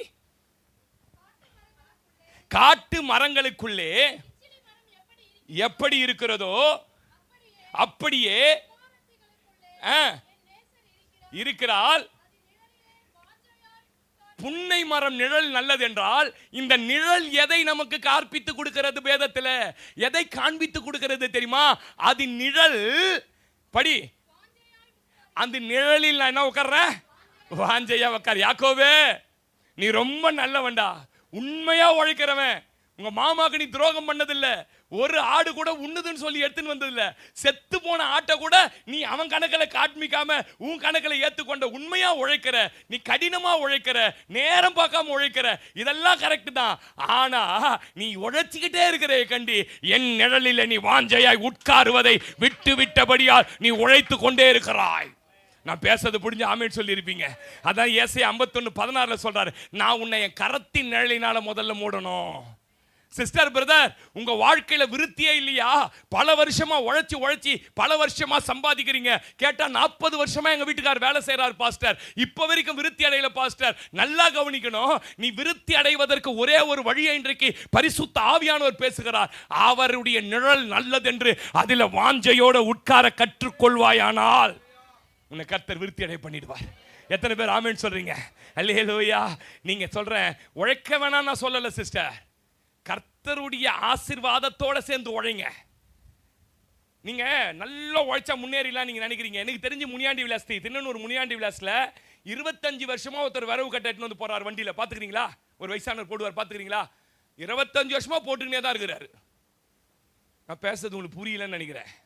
நீ எவ்வளவுதான் உலகத்தில் உண்மையா உழைச்சாலும் கர்த்தருடைய நிழல்ல உட்காராம அவர் சமூகத்தில், புன்னை மரம் என்பது முதலாவது தேவ சமூகத்திற்கு அடையாளம். இரண்டாவது வாதுமை மரம் என்பது தேவனுடைய சுபாவத்திற்கு அடையாளம். மூன்றாவது அந்த மரம் என்ன மரம்? அர்மோன் மரம் என்பது தேவனுடைய ஆசீர்வாதத்திற்கு அடையாளம். பிரதர், நீ எவ்வளவு உழைச்சாலும், சிஸ்டர் இன்னும் கடன், நீ வாங்குற சம்பளத்துக்கு ஒண்ணுமே இல்லை. காரணம் என்ன தெரியுமா? நீ புன்னை மரம் என்கிற அனுபவம் கர்த்தருடைய நிழலிலே உட்கார கற்றுக்கொள்வாயானால், நான் சொல்றேன், நீ இப்பொழுது இருப்பதை பார்க்கலும் 1000 மடங்கு கர்த்தர் உன்னை ஆசீர்வதிப்பார். ஆமென் சொல்லுங்களேன். நீ வெயில் மழை பாராம உழைக்கிறதெல்லாம் நல்லதுதான், ஆனா கர்த்தர், அல்லேலூயா, அவர் சமூகத்தில் அமரணும். பாருங்க, சபைக்கு வர்றதுக்கு நிறைய பேர் நேரம் இல்லை, பிஸி. கேட்டா என்ன சொல்றாரு? பிஸி பாஸ்டர், ஹாஸ்பிட்டல்ல வேலை பாஸ்டர், அங்க வேலை, இதை வேலை பாஸ்டர், பிஸின்றாங்க. நான் இப்படி கேட்கணுமா உங்களை? நீங்க பிஸியா ஓடி ஓடி உழைச்சிருந்தா என்ன ஆயிட்டு இருக்கணும்? என்னவாயிட்டு இருக்கணும்? பணக்கார ஆயிருக்கணும்ல. பணக்கார ஆனீங்களா? பணக்கார ஆனீங்களா? ராத்திரி பகலா ஓடுனீங்களே, பணக்கார ஆனீங்களா? இப்பயும் கடன் இருக்குது, இப்பவும் போராட்டம் இருக்குது, இப்பவும் நல்லது வாங்கி சாப்பிட முடியாத நிலை இருக்குது. என்ன பாஸ்டர் காரணம்? பிஸியா ஓடுறதெல்லாம் பெருசு இல்ல. கர்த்தர் பாதத்துல புன்னை மரத்தின் நிழலிலே உட்கார்ந்து ஓட வேணும். ஆமென் சொல்லுங்க. அல்லேலூயா. நான் சொல்றேன், ஊழியம், தொழில் எல்லாம் பிஸி தான். பாஸ்டருங்க பல பேர் இப்ப பிஸியா தான்ங்கறாங்க, உட்கார்றதுக்கே நேரம் இல்லை. புன்னை மரத்தின் நிழல்ல உட்கார்ந்து ஓடி பாருங்களேன், உங்களை கர்த்தர் எப்படி ஆசீர்வாதமாய் நடத்துவார் பாருங்க. பிஸியா உழைக்கிறதுனால நம்ம பெருகிட மாட்டோம். ஏன் பெருகல? அவர் நிழல்ல அமரலங்க. நான் சொல்லுவேன், திறமை, அறிவு, ஆற்றல் இதெல்லாம் உதவாது பிரதர். உன்னை விட திறமசாலி எல்லாம் பிளேட் கழுவினுக்கிறான். பிகாம் படிச்சவனுக்கு 12,000 சம்பளம் கொடுக்குறான். கல்லு படிக்க தெரியாத மேஸ்திரி கல்லு ஓட்டுறான், அவன் 40,000 ரூபாய் சம்பாதிக்கிறான். ஆமென் சொல்லுங்க. அல்லேலூயா. நான் பேசுறது புரியுதா உங்களுக்கு? அறிவு திறமனம் பத்தாது, அவரோட நிழல் நமக்கு அவசியம் தேவை. எத்தனை பேர் நம்புறீங்க? அல்லேலூயா. சபைக்கு வருவது, உபாச கூட்டத்தை, நைட் பிரேயர், இதெல்லாம் நான் சொல்லல சிஸ்டர். தனித்து தேவனோட அவருடைய நிழலில் அமர்வதற்கு நீங்க கத்துக்கொள்ளணும். இது மாத்திரம் உங்க வாழ்க்கையில நீங்க பிராக்டிஸ் பண்ணிட்டீங்கன்னு வச்சுக்கோங்களேன், நீங்க எவ்வளவு பெரிய தொழிலதிபரா இருங்க, எவ்வளவு பெரிய பிசினஸ் பண்ற ஆளா இருங்க, காலையில எழுந்து அவருடைய புன்னை மரத்தின் நிழலில ஒரு மணி நேரம் உட்கார்ந்து இலைப்பாரிட்டு போய் பாருங்களேன், நீங்க செய்யறதெல்லாம் வாய்க்கும். அமெரிக்கா ஜனாதிபதிகள் எத்தனையோ பேர் அத்தனை பிஸி ஷெட்யூல்லையும் 1 மணி நேரமாவது தேவ சமூகத்தில் உட்காராம வரமாட்டாங்களாம். நான் இன்னைக்கு யாரோட ஆவியானவர் பேசுறத உணர்றேன். நீ கஷ்டப்பட்டு உழைக்கிற, ஆனா அதெல்லாம் வீணா எங்கெங்கேயோ போகுது அந்த பணங்கள். உனக்கு இன்னும் என்னுடைய நிழலில் உட்கார்வதற்கான அந்த அனுபவங்கள் இல்லை. நீ சபைக்கு வர உபவாசம் அதை சொல்ல வரல, அது இல்ல. தனிப்பட்ட வாழ்க்கையில தனி ஜெபம், அவர் சமூகத்தில் அமர்கிற பழக்கம் வேணும். ஒவ்வொரு நாள் ஒரு நேரத்தை குறிச்சுக்கிட்டு அந்த நேரத்தில் வந்து அமரணும். நிறைய பேருக்கு காலையில் டைம் இல்லை பாஸ்டர், ஸ்கூலுக்கு கிளப்பணும், அதை கிளப்பணும், இதை கிளப்பணும், டைம் இல்லை பாஸ்டர். 7 மணிக்கு எழுந்தா டைம் இருக்காது ராஜா. ராஜா எத்தனை மணிக்கு எழுந்தா டைம் இருக்காது? அதே 4 மணிக்கு எழுந்து பாருங்களேன், செமையா டைம் இருக்கும். ஆமென் சொல்லுங்க. 4 மணிக்கெல்லாம் எழுந்திருக்க முடியாது பாஸ்டர். எழுந்திருக்க முடியாதுன்னா ராத்திரியில் என்ன பண்ணா? உட்காந்து இந்த ஷார்ட்ஸ் பார்த்தே நம்ம இப்போ என்ன ஆகிட்டோம், வாழ்க்கைய ஷார்ட்ஸாகவே போச்சு எல்லாமே. இந்த ஷார்ட்டான ஜபத்துக்கு பெருக்கமான ஆசீர்வாதம். ஷார்ட்டை தள்ளி நம்ம ஆளுங்க ராத்திரி 11 மணி 12 மணி வரைக்கும் என்னத்தை பார்த்துன்னுக்குறாங்க. ரொம்ப யூடியூப்பில் தேவையில்லை ஆவிக்குரிய காரியத்தை தவிர வேறு காரியத்தெல்லாம் தயவு செய்ய நான் ரொம்ப கெஞ்சி கேட்குறேன் உங்களை. என் ஃப்ரெண்டு ஒருத்தன் ஃபோன் பண்ணான், எங்கடா என்ன ஒய்ஃபை ஊருக்கு அமிச்சிட்டேன்டாண்ணா. என்னடாண்ணா ஒரே பிரச்சனைடா வீட்டில், ஒரே இது. ஏன்டாண்ணா அவர் வந்து கொஞ்சம் ஒரு மாதிரி ஆள், யாரும் தப்பாக நினச்சிக்காது, ஒரு மாதிரி ஆள். நான் எப்போ பாரு இதை அடக்குவது எப்படி, அதை அடக்குவது எப்படின்னு வீடியோ பார்த்துக்கினே இருப்பேன் பாரு. பார்த்தா கீழே போடுறான். என்ன போடுறான்? இந்த 7 குணாதிசயங்கள் உன் மனைவிடத்தில் இருந்தால் அவள் தவறுகளால் என்ற உடனே அந்த வீடியோ போய் பார்க்கறது உள்ள. நல்லாகிற குடும்பத்தெல்லாம் கெட்டு விடுறது யாருன்னு நினைக்கிறீங்க நீங்க? ஆமாவா இல்லையா? அந்த ஆள் வரதுக்கு ராத்திரி லேடாவது. இந்த 7 காரியங்கள் உன் புருஷனிடத்தில் காணப்பட்டால் அவன் வெளியே மேய்கிறான் என்ற அர்த்தம். உடனே அதை நம்ம கிளிக் பண்ணி பார்க்கறது. கிளிக் பண்ண உடனே வருது, என்ன வருது? கரெக்டாக அந்த ஆள் அதே மாதிரி தான் வருவான். பைக் அங்கே நிறுத்தி போட்டு வாயெல்லாம் ஊதி கிதின்னு வச்சுன்னு இப்படி வரும்போது 7 நம்ம கேட்டோமே யூடியூப்ல அதே மாதிரி ஆகிறானே. நல்லா போய் இந்த குடும்பத்தில் சூனியம் வச்சிட்டான் யூடியூப். தயவு செஞ்சு நான் ரொம்ப அன்பா கேட்குறேன். நான் இப்போ சொல்றேன், உங்களுக்கு டைம் வேணும்னா ஒன்று சொல்லி தரட்டுமா? கவனிங்க. 3 நாள் செல்போனை சுவிட்ச் ஆஃப் பண்ணிடுங்க. 3 நாள் செல்போனை சுவிட்ச் ஆஃப் பண்ணுங்க. வீட்டில் கனெக்ஷன்லாம் பிடிங்கிடுங்க, கேபிள் டிவி கனெக்ஷன்லாம் பிடிச்சிடுங்க. உங்களுக்கு டைம் இருக்குதா இல்லையான்னு அப்புறம் வந்து என்கிட்ட சொல்லுங்க. இந்த சனியம் பிடிச்ச செல்போன் என்னைக்கு வந்ததோ அன்னைக்கே நம்மளையும் தேவனையும் விட்டு அது என்ன பண்ணிடுச்சே. ஒத்துக்கிறீங்களா ஒத்துக்க மாட்டீங்களா? இதை எவ்வளோ நேரத்தை தேவனுக்கு கொடுக்க வேண்டிய நேரத்தை அதுல செலவிட்டு ஒருத்தர் சொன்னார், எனக்கு ரொம்ப ஆச்சரியமா இருந்தது இந்த காரியம். கவனிங்களேன். அமெரிக்கால இருந்து வந்திருந்தார். அவர் சொன்னார், அவருடைய மச்சான் யூடியூப்ல வேலை செய்யறான் அமெரிக்கால. கரெக்டாக நம்மளை யூடியூப் நம்மளுடைய சைக்கியாட்ரிக் நம்ம மனநிலை என்னன்றது யூடியூபுக்கு தெரியுமா? காலையில் நீங்கள் எழுந்தீங்கன்னா நம்மளாம் ஆவிக்குரியவர்கள் இல்லையா, நமக்கு வெறும் ஸ்பிரிச்சுவலாகவே அனுப்புவானா. என்ன அனுப்புவானா? ஸ்பிரிச்சுவலாகவே. அந்த பாஸ்டர் பேசுறது, இந்த பாஸ்டர் பேசுகிற டிவோஷன் ஒரே பார்த்தீங்கன்னா ஆவிக்குரிய பாட்டாகவே வருமா. கரெக்டாக மணி ஒரு 11, 11:30 மணி ஆள் எங்களை மாதிரி ஆளுகளாம் என்ன அனுப்புகிறான் தெரியுமா? உலகத்தில் அந்த நியூஸ், பாலிமர் நியூஸ் லைவ், அந்த லைவ், இந்த லைவ் அனுப்புகிறான் 11 மணி. எப்படி வருதுன்னே என்னால் கண்டுபிடிக்க முடியல. கரெக்டாக வருதா இல்லையா? ஒரு 3 மணிக்கு மேலே பார்த்தீங்கன்னா கொஞ்சம் லேடிஸாக அனுப்புகிறான். என்ன மூடி அதை மாற்றுறான்னு தெரியல, இப்படி லேடிஸாக அனுப்புகிறான். நான் சொல்கிறேன், டே நான் சாமியாடுறா நான். ராத்திரி 7 மணிக்கு மேலே என்ன அனுப்புகிறான்? இந்த பொம்பளைங்க நீங்கள் பாருங்களேன், காலையில் உங்களுக்கு ஸ்பிரிச்சுவலாக 11 மணிக்கு பாருங்களேன், துவரம்பருப்பு விலை 226 ரூபாய் ஆகிவிட்டது. துவரம்பருப்பு இல்லாமல் சாம்பார் வைப்பது எப்படி அப்படின்னு அதை உடனே இப்படி தொடுவோம். தொட்ட உடனே கீழே பாசி பருப்பு இல்லாத பாயாசம் வைக்கிறது எப்படி? அதுக்கு கீழே ஒரு முறை இந்த ஆட்டுக்காலை எடுத்து இப்படி செய்து பாருங்களேன், கணவரை அசத்தி விடலாம். இப்படி தொட்டு தொட்டு தொட்ட என்ன ஆயிடுச்சு, ஐயோ மணி 12 ஆயிடுச்சு, ஜெபம் பண்ணலாம் நினைச்சேன் நானு.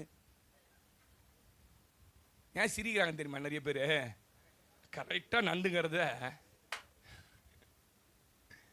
ஐயா நான் இப்படி சொல்றேன், தயவு செய்து தப்பா எடுத்துக்காதீங்க. ராத்திரி 9:30 மணி 10 மணி ஷார்ப்பா படுக்கிறதுக்கு படுக்கைக்கு போக ஒரு ஆவிக்குரியவன் கத்துக்கணும். 10 மணிக்கு படுத்துட்டா கண்டிப்பா 5 மணிக்கு உங்களால் எழுந்திருக்க முடியும்.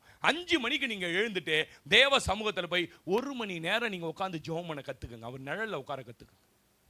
நீங்க எப்படி ஆசீர்வதிக்கப்படுறீங்கன்னு அடுத்த வருஷம் இதே ஆகஸ்ட் மாதம் வந்து என்கிட்ட சொல்லுங்க. இது இல்லாம நீ ஓடிக்கிட்டே இருக்க கூடாது பிரதர். நான் அடிக்கடி சொல்லுவேன், தேவ சமூகத்தில் உட்காருகிற பழக்கம் இல்லாதவர்ல ரொம்ப ஈஸியா கண்டுபிடிச்சிடலாம். நான் பேசுற செய்தி ரொம்ப பிரயோஜனமா இருக்கும். எப்படி கண்டுபிடிக்கலாம் பாஸ்டர்? அவங்களுக்கு ஜெபிப்பதற்கு நிறைய தேவைகள், நிறைய பாயிண்ட்ஸ் இருக்கும். அவங்க குடும்பத்திலே நிறைய பிரச்சனைகள் இருக்கும், போராட்டம் இருக்கும். ஆனா தேவ சமூகத்தில் உட்கார வேண்டும் என்கிற அந்த வாஞ்சையோ விருப்பமோ இருக்காது. அப்படியே தன்னை கட்டாயப்படுத்திட்டு போய் உட்கார்ந்தாங்கன்னா கூட கவனிங்க, அவங்களால ஜெபிக்க முடியாது, ஜெபிக்க தெரியாது. மேக்சிமம் எவ்வளவு நேரம் ஜெபம் பண்ணுவாங்க கேட்டீங்கன்னா 15 நிமிஷத்துக்கு மேல அப்படிப்பட்டவங்களால ஜெபிக்க முடியாது. எத்தனை பேர் ஒத்துக்கு ஆமென் சொல்றீங்க? ஏன் யாருமே கை தூக்கி ஆமென் சொல்ல மாட்டீங்க? 15 நிமிஷத்துக்கு மேல அவங்களால என்ன பண்ண முடியாது. ஆனா ஜெபிக்க வேண்டியது குடும்பத்துல பிரச்சனை, தொழில பிரச்சனை, எல்லாத்துலயும் பிரச்சனை இருக்கும். ஆனா அவங்களால என்ன பண்ண முடியாது. என்ன பாஸ்டர், புன்னை மரத்தின் நிழலில் உட்காருகிற அனுபவமே இல்லாம வளர்ந்துட்டாங்க, ஜெபமே இல்லாம வளர்ந்துட்டாங்க. அதனால அவங்களுக்கு என்ன பண்ண தெரியல, ஜெபிக்கிற பழக்கம் இல்லை என்பதை நம்ம கண்டுபிடிச்சிடலாம். ஜெபிக்க அவங்களுக்கு நிறைய காரியம் இருக்கும். ஆனா 15 நிமிஷத்துக்கு மேல என்ன பண்ண முடியாது.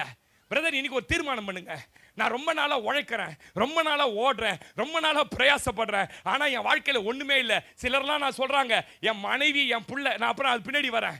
இதெல்லாம் ஓடுதுன்னா கர்த்தர் கிருபையில ஓடுது. ஜெபம் இல்லாம ஓடிட்டு இருக்குது பிரதர். இன்னைக்கு சொல்றேன், முழங்கால்ல 10 நிமிஷத்துக்கு மேல நிற்க முடியாத விசுவாசிலாம் சபையில இருக்கிறாங்க. 10 minutes only. அதுக்கு மேல முட்டில என்ன பண்ண முடியாது, நிற்கவே முடியாது. நான் அடிக்கடி சொல்லுவேன், உன் மூளை செய்யாததை முழங்கால்கள் செய்திடும், உழைப்பு செய்யாததை ஆவியானவரை கொண்டு செஞ்சிடலாம். எத்தனை பேர் ஆமென் சொல்றீங்க? 1 மணி நேரத்துக்கு நான் ஷெட்யூல் தட்டுமா? ஷெட்யூல் 1 மணி நேரத்துக்கு தட்டுமா? பாஸ்டர் சொல்லி கொடுங்க, யாரா அந்த கை தூக்குங்க.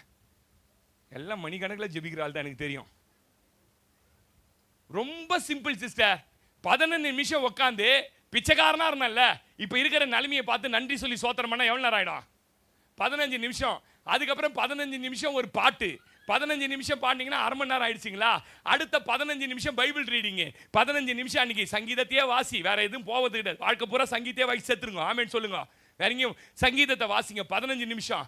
அடுத்த 15 நிமிஷம் உனக்காக உன் குடும்பத்துக்காக போனா போது. இந்த பாஸ்டருக்கு ஒரு 2 நிமிஷமா அது என்ன பண்ண, ஜெபம் பண்ணி முடிச்சிடுங்க. 1 மணி நேரம் போகுமா போவாதா?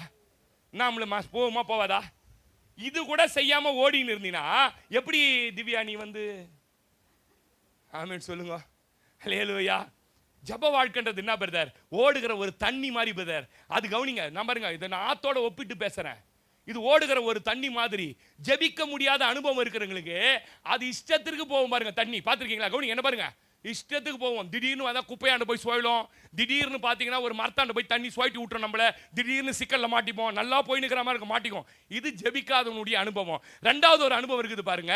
ஜெபிக்க முடியாதவங்க அனுபவத்துக்கு மற்றவரை சார்ந்து ஜெபிக்கிற அப்படின்னா கூடவே ஒருத்தருக்கு வரணும். இங்க பாருங்க, கவனிங்க, என்ன பாரு, கூடவே ஒருத்தர் என்ன பண்ண வரணும். அங்க மரங்குது சிக்கிக்காதுன்னு கூட்டு வரணும். இங்க சுழல்து தண்ணி சுத்திக்காது, அவன் கூடவே இருந்தாதான்.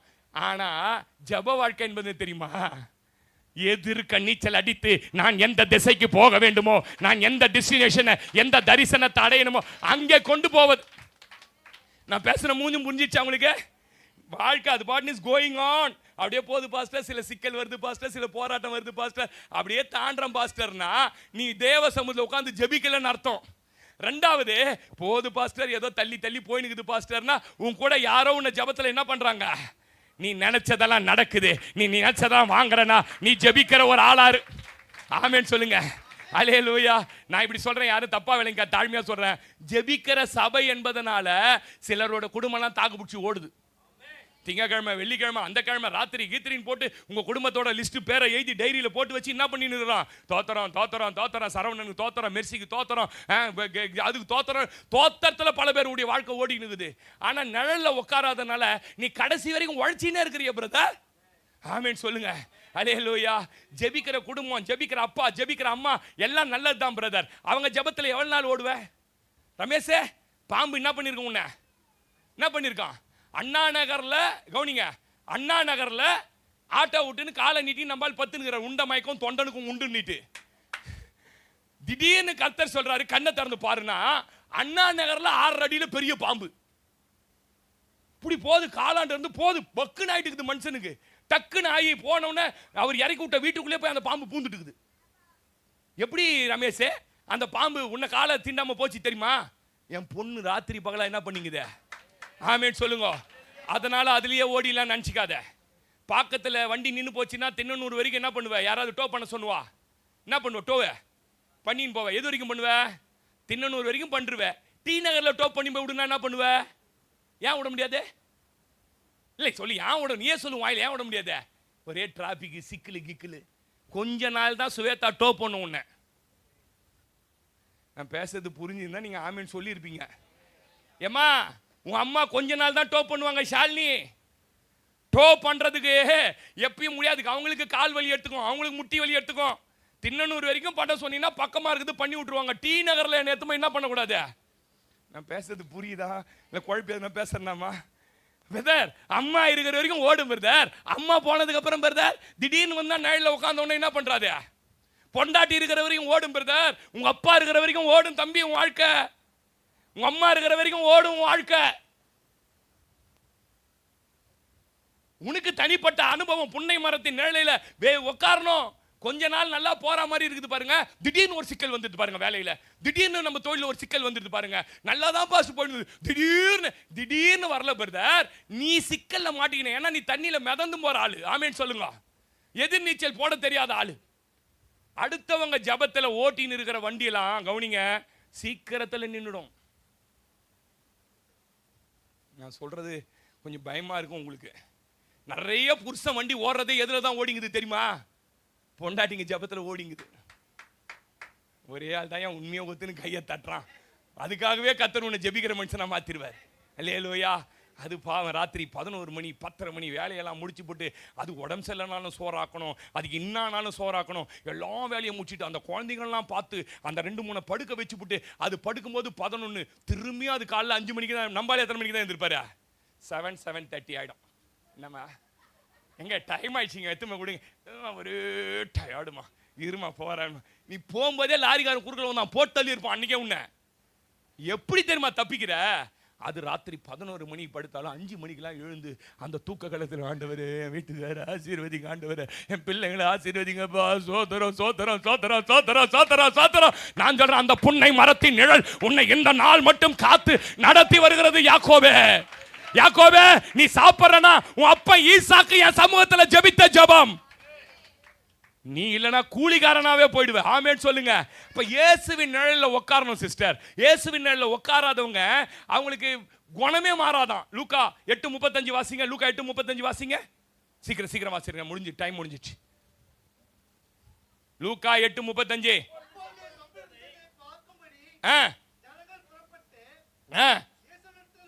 இயேசுவின் இடத்துல வந்து வஸ்திரம் தரித்து இயேசுவின் பாதத்தருக உட்கார்ந்து. பிரதர் புத்தி முதல்ல எங்க தெரியுமா பிரதர் தெரியும்? அவர் பாதத்தில் உட்கார்ந்தான் தெரியும். அது கவனிங்க, அதுல நீ உட்காராத வரைக்கும் புத்தி என்ன ஆகாது? தெளிவே தெரியாது. வரவன் போறவன்லாம் காயப்படுத்தின்னு இருப்ப. இவன் என்ன பண்ணிட்டு இருந்தான்? வரவங்க போறவங்க எல்லாம் கல்றையில உட்காந்து காயப்படுத்தின்னு இருந்தான். அம்மா வருது பாக்குறதுக்கு, என் புள்ள இப்படி ஆயிட்டானே. அம்மாவை காயப்படுத்துறது சில நேரத்தில், அப்பா வரார் சில நேரத்தில் அப்பாவை காயப்படுத்துறது. இவர் சம்பாதிக்க ஆரம்பிச்சிட்டாராம், அப்பாவை காயப்படுத்து சொல்லி வைமா. அம்மா பழைய மாதிரிலாம் அவர் பேசணும் கூட சொல்லிட்டு ஸ்டனா இருக்கு சொல்லு, போயினா இருக்கு சொல்லு. யார் இவரு? லூஸ் கோட்டிங்களா? அப்படி அவ்வளோ ஒரு பெரிய அப்படி ஆயிட்டாராம் அவர். அப்பாவை காயப்படுத்துறது. சில நேரம் பாஸ்டர் பார்க்கலான்னு வராயா. ஏன்? அவர் பாதத்தில் உட்காராததுனால உனக்கு புத்தி மாறல. இங்க உட்கார்ந்து இருந்தீங்கன்னா சொல்லியிருப்பார், மகனே நீ நிறைய பேரை காயப்படுத்துறடா, ஓப்பனா பேசுறேன். எனக்கு சொன்னார் ஒரு வாட்டி, ஓப்பனா பேசுறேன் எல்லாரையும் அடிச்சு காய பண்றியடா. அப்ப சொன்ன ஆண்டவர், இனிமே ஓப்பனா மறைபொருளா பேசுற ஆண்டவரே, எல்லாரும் ஊமையா பேசுற ஆண்டவரே. நல்லா கவனிங்க, நல்லது. அந்த குணம் எனக்கு ரொம்ப பிடிக்கும் பிரதர். ஆனா பட் அதை நிறைய பேர் காயப்படுறாங்கன்னா மாத்திக்கணும் சிஸ்டர். உங்க மாமியார் கிட்ட அவ்வளவு பக்குவமா பேசணும். நேத்து ஒருத்தர் கேட்டாரு, செருப்பை கழட்டி அந்த மண்டை மேல 4 வாட்சி அடிச்சா மாதிரி இருந்தது. பாஸ்டர், நாங்க ஜெபிக்கிறவங்க கிடையாது பாஸ்டர், ஜெபனாலே என்னன்னு தெரியாது பாஸ்டர். ஆனா இவன் மணிக்கணக்கா ஜெபிக்கிறேன் சொல்றான்ல, 5 மணிக்கு ஒரு வயசானவங்கள வீட்டை விட்டு வெளியே தெருத்துன்றால, இதுதான் நீங்க கத்து கொடுக்கறதான்னு கேக்குறாரு. என்ன பதில் சொல்லுவீங்க அவருக்கு? இதான் உங்க சர்ச்சில் கத்து தரீங்களான்னு கேட்கிறார். 5 மணிக்கு அம்மா வயசானவங்களை வீட்டை விட்டு வெளியே தருத்துன்றா. உங்க சபைக்கு வர ஒரு பொம்பளை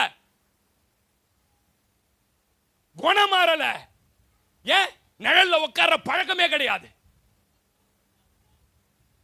நான் சொல்றேன், உன் ஜெபத்தை விட குணம் ரொம்ப முக்கியம். உன் புத்தி மாறுறது ரொம்ப முக்கியம். என் புத்தி மாற வேண்டியது ரொம்ப முக்கியம். சொல்லுங்க ஆமே. இயேசுவின் நிழலில உட்காரணும் சிஸ்டர். யோவான் 47:50 பேச்சு பாருங்க. நாத்தான் வேலை பார்த்து சொன்னா, நாத்தான் வேலை, நீ ஒரு கபடற்ற உத்தம இஸ்ரவேலன். ஏன் தெரியுமாடா? என்னுடைய மரத்தின் நிழலில உட்கார்ந்து நீ வேதத்தை தியானம் பண்ணுகிறவன். கையை நல்லா தட்டி சொல்லுங்களேன். அவனை பார்த்து தான் சொன்னாரு, இதிலும் பெரிதானவைகளை உனக்கு நான் காண்பிக்க போகிறேன். யாருக்கு பிரதர் பெரிதானவங்களை காண்பிப்பாரு? யாரு பெரிதானவங்களை பெற்றுக் கொள்வாங்க தெரியுமா? நிழல்ல உட்கார்றவங்க, புத்தி மாறாதவங்க இல்ல. போய் உட்கார்ந்துட்டா பாதத்துல. மரியாள் அக்காவுக்கு என்ன பிடிக்கல? எப்ப பாரு போய் ஏசு உட்கார்ந்துக்கிறீங்க, புத்தி மாறல. அவர் சொல்றாரு, தேவையானது என் வசனம் ஒண்ணுதான், அதை இவ சேரா. யாருக்கு ஏச பிடிக்கும்? யாரு பாதத்துல உட்கார்ந்து வசனத்தை கேட்கறாங்களோ அவங்களுக்கு ஏச பிடிக்கும். ஆமேன்னு சொல்லுங்க. எப்பனாலும் உட்காருங்க, பைபிள் எடுத்து வச்சு சும்மா படி, சும்மா தோத்திரம் பண்ணு, ஏதாவது ஒரு பாதத்துல உட்காருங்க பிரதர். உட்கார்ந்துட்டீங்கன்னா கர்த்தர் உங்களை ஆசீர்வதிச்சிடுவார். ஆமென். அவர் அலங்கரிக்கிறது என்ன தெரியுமா? இந்த புன்னை மரத்தின் நிழல் தான். 60:13 ஏசாயா வாசிங்க, முடிச்சிடுறேன். ஏசாயா 60:13 வாசிங்க. தேவனுடைய ஸ்தானத்தை சிங்காரிக்கிற, மகிமைப்படுத்துகிறதே நீ உட்கார்ந்தினாதான் பிரதர் அது. ஆமென், ஹல்லேலூயா. ஏன் பரிசுத்த ஸ்தானத்தை சிங்காரிக்கும்படிக்கு லெபனோனின் மகிமையும் தேவதாரு விருட்சங்களும் புன்னை மரங்களோட கூட. அல்லேலூயா. எத்தனை பேர் ஆமென் சொல்றீங்க? பிரதர், இன்னைக்கு ஒரு தீர்மானம் பண்ணுங்க. 3 மரத்தை பத்தி பேசணும்னு வந்த நேரம் இல்ல. இன்னைக்கு கர்த்தர் உங்களோட பேசினார்னா நீங்க உண்மையா நீங்க தீர்மானம் பண்ணீங்கன்னா, இனிமே நீங்க தனிப்பட்ட முறையில் டேவிட் கவுனிங்க, ஜெபிக்க தெரியலன்னு தயவு செய்து சொல்லாதீங்க. சும்மானா போய் அவர் பாகத்தில் உட்காந்து கடந்த நாட்கள் அவர் செஞ்ச உதவி, நீ போக வேண்டிய தூரம், இதெல்லாம் நினைச்சு 2 சொட்டு கண்ணீர் விடு. தம்பி கவுனி, சத்தி கவுனி, விஜய் கவுனி, ரமேஷ் கவுனி, பொண்டாட்டி ஜெயிப்பா நீ ஓடின்னு இருக்காத. பாவம் அந்த பிள்ளைங்க எவ்வளவுதான் ஜெபிக்கும், அதுங்க எவ்வளவுதான் போராடும் உனக்காக. அது மூச்சு விட முடியுமா? உங்க அம்மா மூச்சு விட முடியுமா? உங்க அப்பா பாவம், அவர் உனக்காக. நீ ஓடி நீ நல்லா ஓடுற. நான் ஒண்ணு சொல்ல, நீ தனிப்பட்ட முறையில் உட்கார கத்துக்கணும். யாக்கோபே, நீ எப்படிப்பட்ட உழைக்கிற, உழைப்புக்கு ஏற்ற கூலி கிடைச்சதா உனக்கு? உன் டிக்ரீஸ் பண்ணி உன்னை எந்த நிலைமை கொண்டு வந்துட்டானா? ஒண்ணுமே கையில் இல்லாத நிலை கொண்டு வந்துட்டான் உன் மாமா. இப்ப நான் உனக்கு கத்து தரேன், என் நிழல்ல உட்காரு. பாருங்க, யாக்கோபு கிட்ட பிடிச்சது என்னன்னா, போய் வெட்டி கொண்டு வாடான்னு அடுத்த செகண்ட் கீழ்ப்படிஞ்சு கொண்டு வந்துட்டான். பாருங்க, அடுத்த வசனமே சொல்லுது, இவ்விதமாய் அந்த புருஷன் விருத்தி அடைந்து. எதுக்கோ எழுந்து ஓடுறேன் பிரதர். எவனா வேலைக்கு கூப்பிட்டானா காலைல 4 மணிக்கு வா, சவாரி 4:30 மணிக்கு வானா என்ன பண்ற? 3:30 மணிக்கு ஓடுறோம், எல்லாத்துக்கும் ஓடுறோம். இன்னைக்கு நம்ம குடும்பத்துக்காக, ஆண்களை நான் குறிப்பா சொல்றேன், பொம்பளை பிள்ளைங்களாம் சொல்ல மாட்டேன். ஏன்னா என் சபையில் இருக்கிற எல்லா பொம்பளை பிள்ளைங்களை பத்தி எனக்கு தெரியும். அவ்வளவு கோல்டு, ஜெபிக்கிற கோல்டு வச்சிருக்காரு. ஆமென் சொல்லுங்க, அல்லேலூயா. இந்த ஆண்கள் பக்கம் தான் பயங்கர வீக்கு டானி. அதனால தான் நான் விசுவாசிக்கிறேன், ஒருத்தரையும் நினைச்சு ஆண்டவர்கிட்ட நான் சோத்திரம் பண்ணி அழுவேன். ஏன் ஆண்டவர், இந்த பிரதர் குடும்பம் இப்படி இருக்குது. அப்போ ஆண்டவர் சொல்லுவார், மகனே, என் சமூகத்தில் உட்காந்தா என்னால் புத்தி மாற்ற முடியும். என் சமூகத்தில் மரியாள் மாதிரி உட்காந்தாதான் வசனத்தை கற்றுக் கொடுக்க முடியும். என் சமூகத்தில் உட்காந்தாதான் அவங்கள பண்ண முடியும். அவங்கள முதல்ல உட்கார சொல்லுங்க, என்கிட்ட தெளிவாக பேசுறதுனால பேசுறேன். அல்லேலூயா. அதனால இன்னைக்கு தீர்மானம் பண்ணுங்க. எடுத்தவொடனே 1 மணி நேரம் ஜெபிக்காத ரமேஷ், ஜெபி 1/2 மணி நேரம். எவ்வளோ? 1/2 மணி நேரம் நல்லா பெட்டு மேலேயே உட்காந்து தோத்திரம் பண்ணி நல்லா கண்ணீர் விட்டு, ட்ரெயினில் யாருமே இல்லாத அனாதையா சுத்தன நாட்களில் நினைக்கணும், அங்கே போனதை நினைக்கணும், தட்டா வீடு சாப்பாடு எடுத்த நாட்டை நினைச்சாலே என்ன வந்துடும் நம்மளுக்கு? இன்னைக்கு எதில் ஜெபிச்சுன்னுக்கிறோம், ஏசியில் ஜெபம் வச்சுன்னுக்கிறாருன்னு நினைச்சோம்னாலே அவர் சமூகத்தில் ஆழாமல் இருக்க முடியாது. நிமிந்து பார்த்தா 1 மணி நேரம் ஆகிடும். அந்த நிழல் வந்துடுச்சுன்னா விருத்தி வந்துடும் வீட்டுக்குள்ள. போதுமா? ஆமென் சொல்லுங்க. அப்படியே கண்ண முடியலாமா? சிஸ்டர், உங்க வாழ்க்கையில நீங்க இன்னும் அந்த புன்னை மரத்து நிழலுக்கு வரல, ஆனா ரட்சிக்கப்பட்டு இத்தனை வருஷம் ஆயிடுச்சு, ஓடுறீங்க, ஆசீர்வாதம் வந்துச்சு அது வந்துச்சுன்னுட்டு. ரொம்ப நாள் ஓடாது சிஸ்டர், ஒரு நாள் வண்டி நின்றுடும் சிஸ்டர். எல்லாம் கண்ண மூடலாமா? அடுத்த வாரம் மீதி 2 மரங்களை பத்தி உங்களுக்கு நான் பேச விரும்புறேன். எத்தனை பேருக்கு புரிஞ்சது? ஹல்லேலூயா ஹல்லேலூயா. அமர்ந்திருப்பேனப்பா, உங்க பாதத்தில் அமர்ந்திருப்பேன்பா.